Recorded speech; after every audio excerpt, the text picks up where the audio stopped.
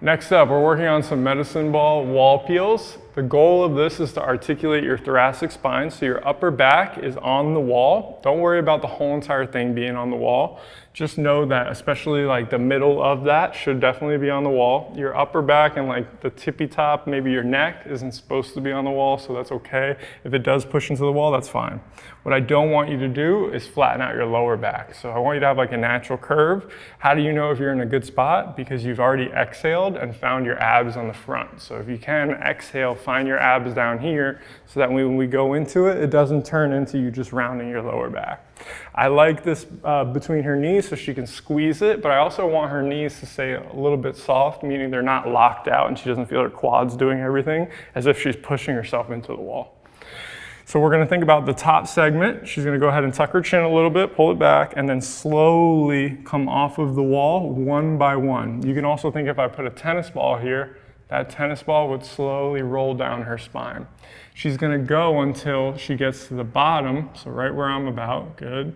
Stay here, I want everybody to feel this. Most people have leaned way forward now. She's in a perfect position. I want her to take a huge breath in through her nose, and I want her to fill up her sides and her back. So you can feel that one went a lot into the front. Give me two more, try to get more into the back.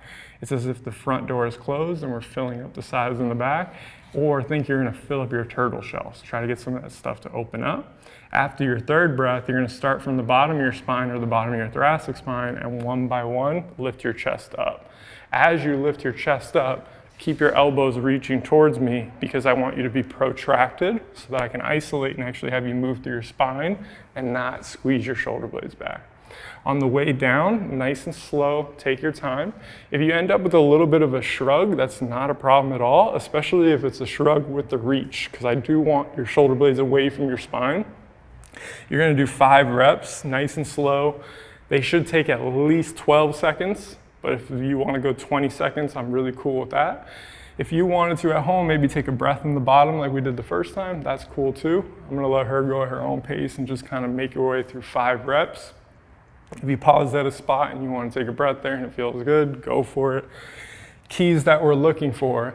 Should feel some degree of tension in your lower abs. Nothing crazy, but it should be keeping your ribs down, especially on the way back up.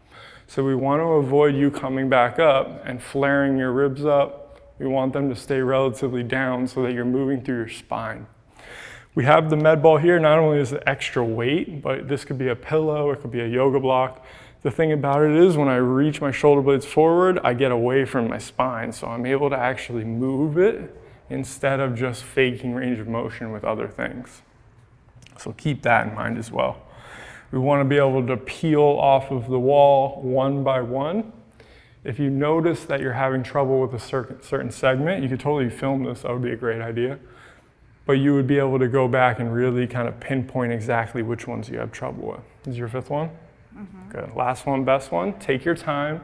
You can also think about it as if you're lifting your rib up and over. So it's as if it's coming up and over you. So that way you're actually pushing. It's almost like you're pulling your spine back into the wall to come forward because you want that back side of your thoracic spine to open up. So each facet opens up as you come forward. That's how we're going to do our wall peels.